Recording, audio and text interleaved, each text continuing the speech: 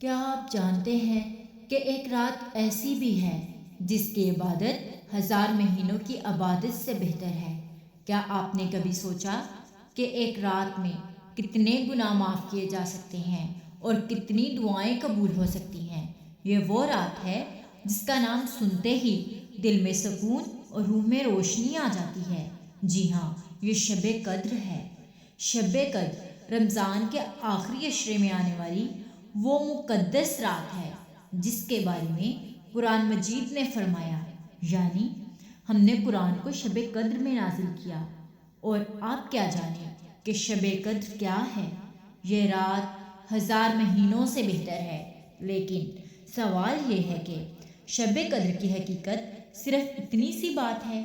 کیا یہ رات صرف قرآن کے نزول کی رات ہے یا اس کے پیچھے ایک عظیم راز چھپا ہے جو ہر مسلمان کی زندگی بدل سکتا ہے؟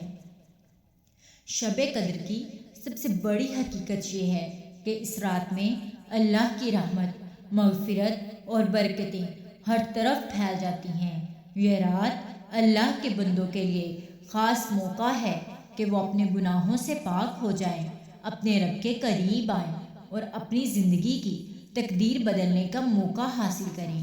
احادیث میں آتا ہے کہ نبی پاک نے فرمایا، جو شخص شب قدر میں ایمان اور خشوع کے ساتھ عبادت کرتا ہے اس کے پچھلے گناہ معاف کر دیے جاتے ہیں۔ یعنی ایک رات کی عبادت سے انسان کی زندگی کا بوجھ ہلکا ہو جاتا ہے۔ یہ رات دراصل ایک موقع ہے، ایک تحفہ ہے جسے اللہ نے بندوں کے لیے رکھا ہے۔ شب قدر کی ایک اور حقیقت یہ ہے کہ اس رات میں قرآن کی تلاوت اور دعائیں بے پناہ ثواب کا ذریعہ ہیں۔ ہر لفظ، ہر آیت اور ہر دعا اللہ کے ہاں بلند ہوتی ہے اور قبول ہونے کا امکان بہت زیادہ ہوتا ہے۔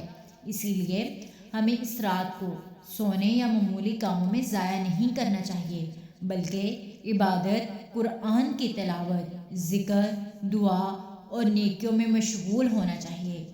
شب قدر کی اصل اہمیت اس میں چھپی ہے کہ یہ رات بندے کے اعمال اور تقدیر میں تبدیلی لا سکتی ہے۔ قرآن میں ذکر ہے کہ تقدیر کے فیصلے اس رات میں کیے جاتے ہیں، یعنی اللہ تعالیٰ اپنی رحمت سے بندوں کے لیے خوشیوں، رزق، صحت، کامیابی اور مغفرت کے فیصلے اس رات میں کر دیتے ہیں۔ یہی وجہ ہے کہ ہر مسلمان کو شب قدر کی تلاش اور عبادت میں دل جما کر حصہ لینا چاہیے۔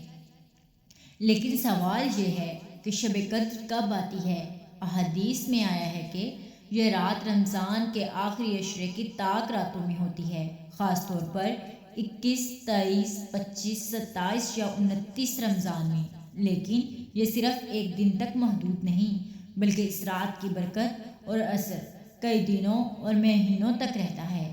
شب قدر کی حقیقت صرف عبادت یا نیکی کا موقع نہیں، بلکہ یہ اللہ کی رحمت، انسان کی اصلاح اور دلوں کی ہدایت کا ذریعہ ہے۔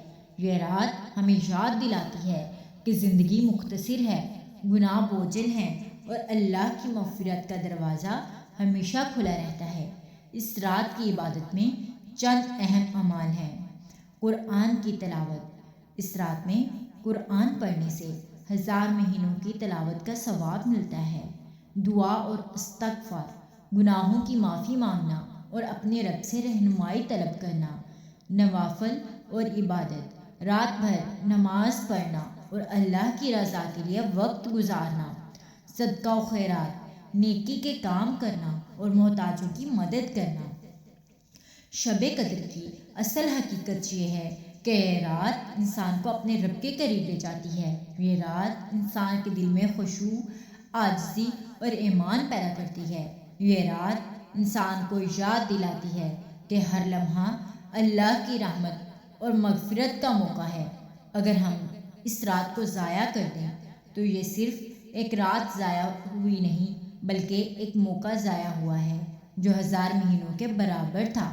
لیکن جو شخص اس رات کو ایمان اور خشوع کے ساتھ عبادت میں گزارتا ہے، اللہ اسے اپنی رضا اور برکتوں سے نوازتا ہے۔ شب قدر کی یہ حقیقت ہر مسلمان کے لیے ایک پیغام ہے۔ گناہوں سے باز آئیں، دل صاف کریں اور اللہ کے قریب ہوں۔ یہ رات ہمیں یاد دلاتی ہے کہ اللہ تعالیٰ کو قرب حاصل کرنا سب سے بڑی کامیابی ہے۔ لہٰذا رمضان کے آخری عشرے میں ہر مسلمان کو چاہیے کہ وہ شب قدر کی تلاش میں راتوں کو عبادت اور دعا میں گزار دے، اپنی تقدیر بہتر بنائے، اپنے دل کو پاک کرے اور اللہ کی رحمت کے خزانے کو حاصل کرے۔ شب قدر صرف ایک رات نہیں بلکہ زندگی بدل دینے والی رحمت ہے۔ یہ رات ہمیں یاد دلاتی ہے کہ اللہ کی رحمت ہمیشہ موجود ہے، بس ہمیں اس کے قریب ہونے کی کوشش کرنی ہے۔ یہ رات، یہ موقع، یہ تحفہ کبھی ضائع نہ کریں۔ ہر دعا، ہر نیک عمل، ہر آنسو جو اس رات اللہ کی رضا کے لیے بہائے جائیں، آپ کے لیے دنیا اور آخرت میں کامیابی اور سکون کا سبب بنیں گے۔ شب قدر کی وہ حقیقت یہی ہے کہ یہ رات صرف عبادت کا موقع نہیں بلکہ زندگی کو بدلنے والی رحمت، گناہوں کی مغفرت اور دل کی روشنی کا ذریعہ ہے۔